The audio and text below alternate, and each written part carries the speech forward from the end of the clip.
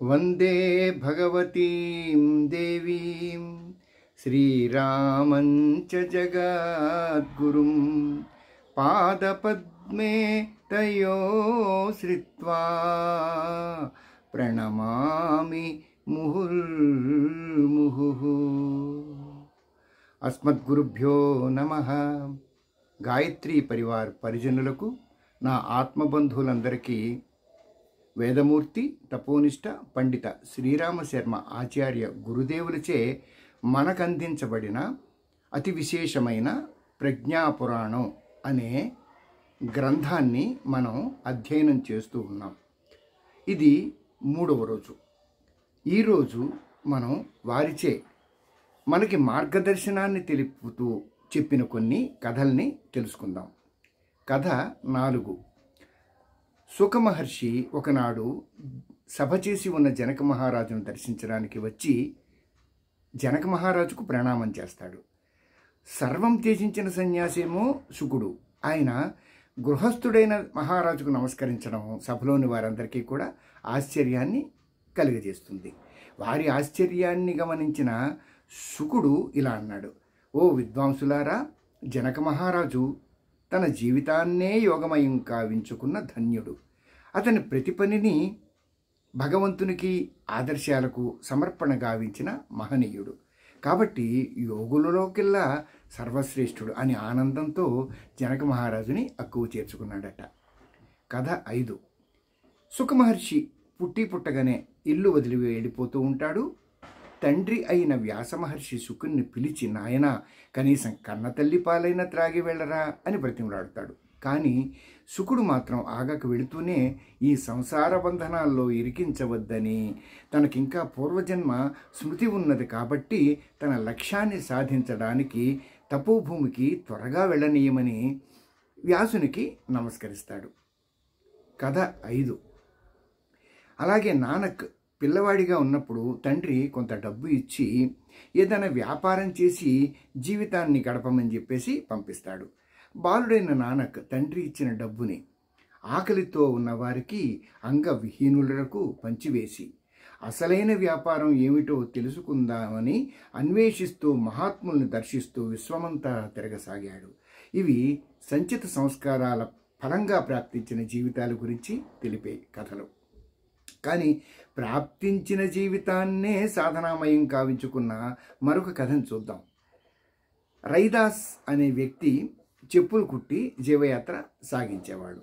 తాను చేసే పని దైవ పూజగా భావించి పరిపూర్ణమైన భక్తి శ్రద్ధలతో పని చేసుకుంటూ ఉండేవాడు. నిత్యం జపతపాల్లో లీనమై ఉండే ఒక సాధువు ఒక పర్వదినాన్న గంగా స్నానానికి వెళుతూ రైదాసును కూడా వచ్చి గంగా స్నానం చేసి పుణ్యం సంపాదించుకోమని పిలుస్తాడు. కానీ రైదాస్ తన అసహాయతకు చింతిస్తూ కొందరు గ్రామవాసులకు తాను మరునాటికి చెప్పులు కుట్టి ఇవ్వవలసి ఉన్నదని, ఇస్తానన్న సమయానికి వారి చెప్పులు వారికి ఇయ్యక వారిని ఇబ్బందికి గురి చేయలేనని, గంగా స్నానం చేసే భాగ్యం తనకి ఇంకా కలగలేదని బాధతో తెలియజేస్తూ తన సంపాదనలో కొన్ని పైసలను సాధువుకి ఇచ్చి గంగామాతకి తన తరఫున సమర్పించమని కోరుతాడు.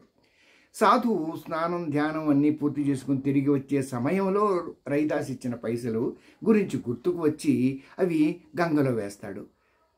గంగలో నుండి 2 అందమైన హస్తాలు బయటికి వచ్చి చేయి జాచి ఆ పైసల్ని స్వీకరిస్తాయి. సాధువు దీనికి ఆశ్చర్యభరితుడై ఈ సంగతి రైదాస్కి తెలియజేస్తూ, నీ పైసల్ని అందుకోవడానికి దైవం చేయి చాచి వచ్చిందంటే నీవేదో నాకంటే విశేషమైన సాధననే చేసి ఉంటావు, దయచేసి అదేమిటో తెలియజేయమని ఒత్తిడి చేస్తాడు.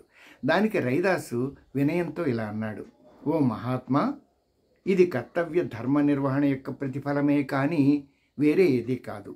ఏ తపో సాధనలు నాకు తెలియవు అంటూ చేతులు జోడించి నమస్కరిస్తాడు.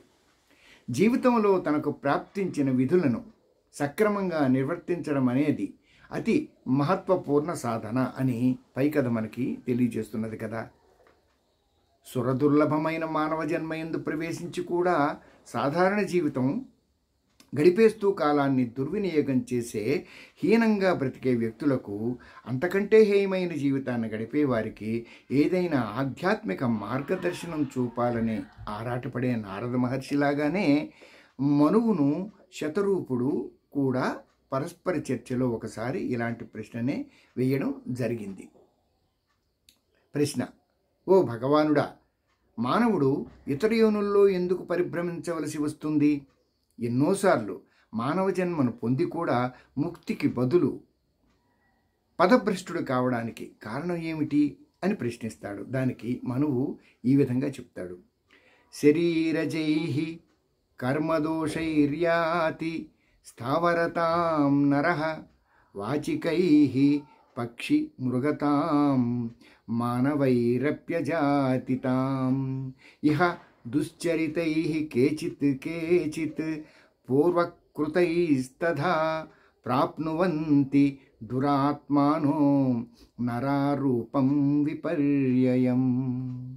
దీని భావం ఏమిటంటే, శారీరక పాపకర్మల వల్ల జడయోనుల్లో జన్మిస్తాడు. వాక్కు ద్వారా పాపం చేస్తే పశుపక్షులై పుడతాడు. ఎవరికీ తెలియకుండా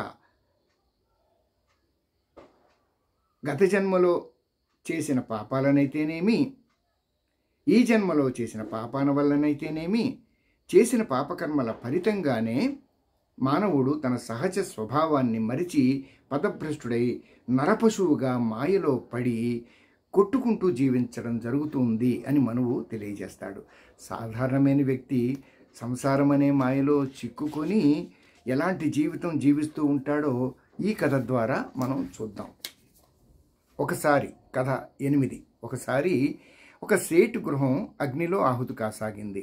సేట్ ఆజ్ఞ మేరకు నౌకర్లు విలువైన వెండి, బంగారు, నగలు, పెట్టెలు, ధనం, పట్టు వస్త్రాలు అన్నిటినీ కూడా బయటకు తీసుకొచ్చి అగ్నికి ఆహుతి కాకుండా కాపాడారు.